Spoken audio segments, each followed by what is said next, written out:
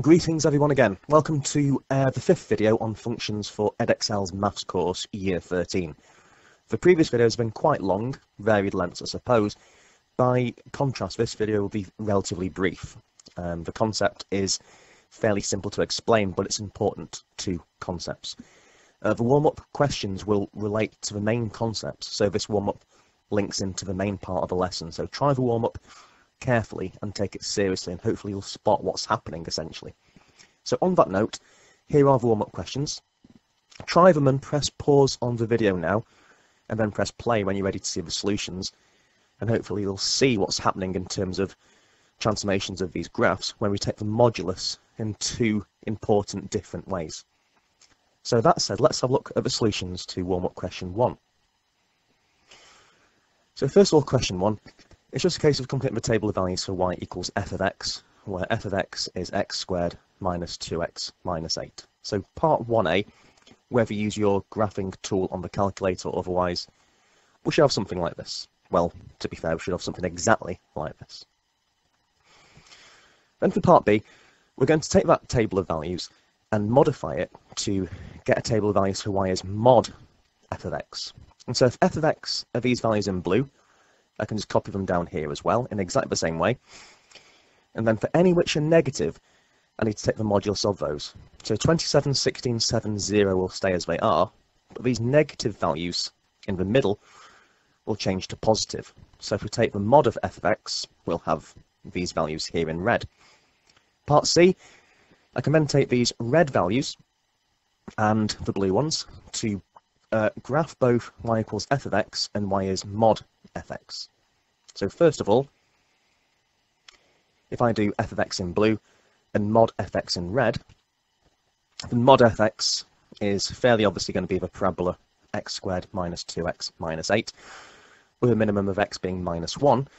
But then if you were to plot the graph of y equals mod fx, like so, you'd see that actually the values in between minus 2 and less, or the values 3 and above, will be the same, but the values in between minus 1 and 3 inclusive, in between these points, have been made positive. So this bit here is going to bump upwards essentially, like so. So the graph of y equals mod fx goes down, curls up. So this bit here seems to be reflected, and then where y was positive, it seems to be exactly the same. Question 2. This time we're going to complete the table of values for y equals f of mod of x. So this table of values now, we're going to think about the range of x on the graph. So have x ranging from minus 6 to 6, but minus 5 through to 5 will suffice. So if I take the modulus of the negative values of x, and keep obviously the 0 or above the same, the mod of these x values will be something like this. 5, 4, 3, 2, 1, 0, 1, 2, 3, 4, 5. And then if I take the function of the modded values, so if I put into the equation here not just x but the mod of x, what we would get are these values here, but verify this for yourself. Now, if I use this table of values and plot y equals f of mod x in red, I would then get this. If you have a look around the point 0, the values of f of mod x literally mirror each other. And so what's going to happen is there's going to be a reflection in the y-axis. And these two different types of transformation, essentially, which both relate to reflections, are summarised in warm-up question 3. So if you think about the sketch of y equals f of x to y equals mod of fx in question 1, if we state about which parts of the graph were reflected and in what line of reflection, then if we remember, that was a reflection of f of x in the x-axis for any parts where f of x is less than 0. And just now with this one, if you compare the original f of x to this one and think about what's happened, well, this one here, instead of being a reflection in the x-axis for part 3a, this one here has been reflected in the y-axis for any parts where x has been greater than 0. And these are the two main take-home points. And this is what we're going to focus on today. So step-by-step sketching of y equals mod fx and y equals f of mod x, as seen in the warm-up questions. So how do we sketch the graph of y equals the mod of f of x?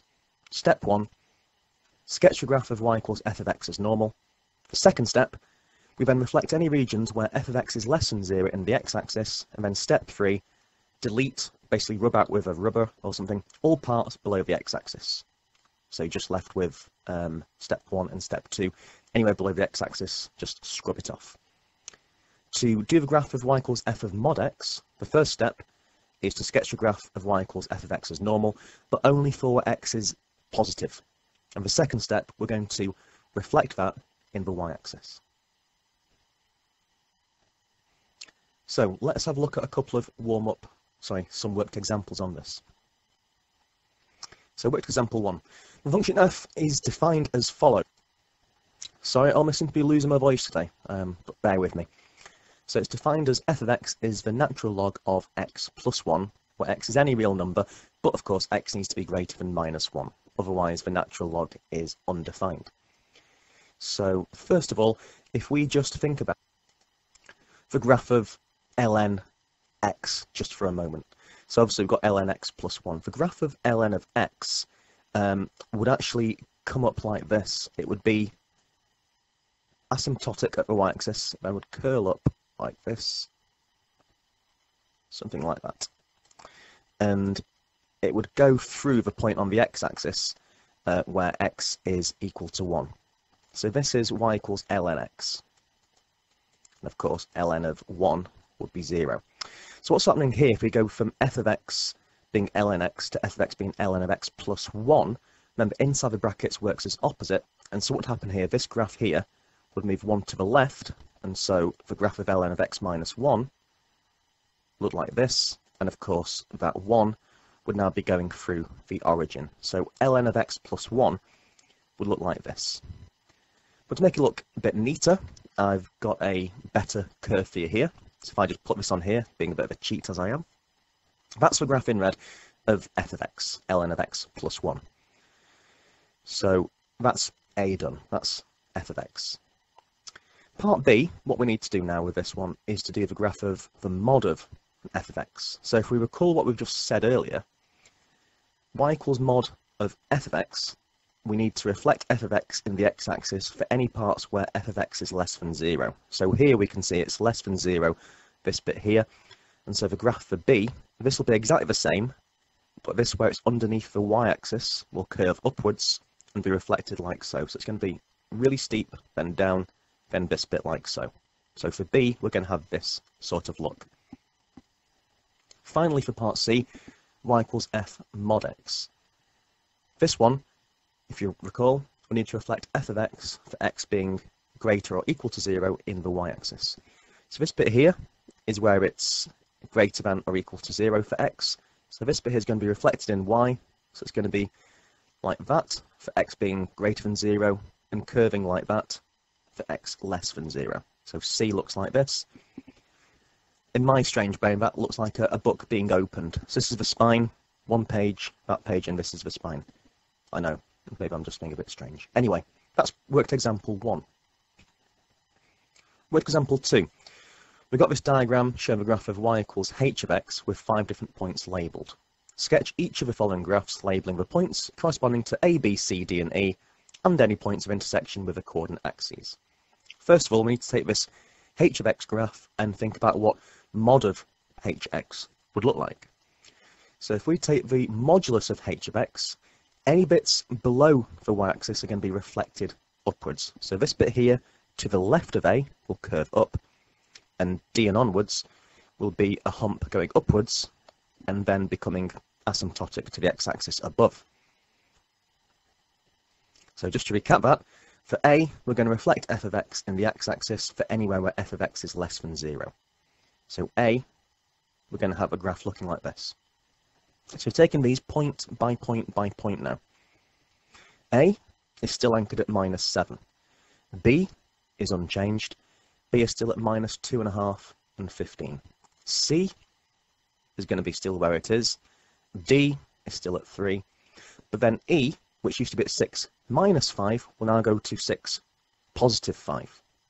I'm going to label that E dashed, because that's not the original E, that's a transformation of the original E to this new coordinate point. For part B, when we need to do y equals h of mod of x, just to remind ourselves how we do that, that's a reflection of f of x for when x is greater than 0 in the y-axis. So we take the positive part of x, this bit here, then reflect that in the y-axis like so. So point by point, let's examine this one. Let's go from the origin and working outwards. So at the origin, we have c, which is still at 11. D, which is 3, is here, but it also has an image d dashed at negative 3 after the reflection over here. So d and d dashed are a mirrored pair, 3 and minus 3. In the same way, E will have a mirrored pair E dashed. So if E was 6 and minus 5, that 6 is going to be reflected into minus 6 minus 5. So E here and E dashed to the other side gives the following. That's all there is to say on the matter. To be honest, the only thing more to do now is for you to have practice, practice, practice. So if you can turn to page 2E on the Year 13 book, starting at page 42, and try these suggested questions from 2E. The more you can do, the better, of course, but try these as a bare minimum. I hope that video helps and makes some sense of the concepts. If not, please do ask, leave a comment, or find me in school. Thank you for listening once again, and stay tuned for the next instalment. From Mr. Bailey, it's goodbye once again.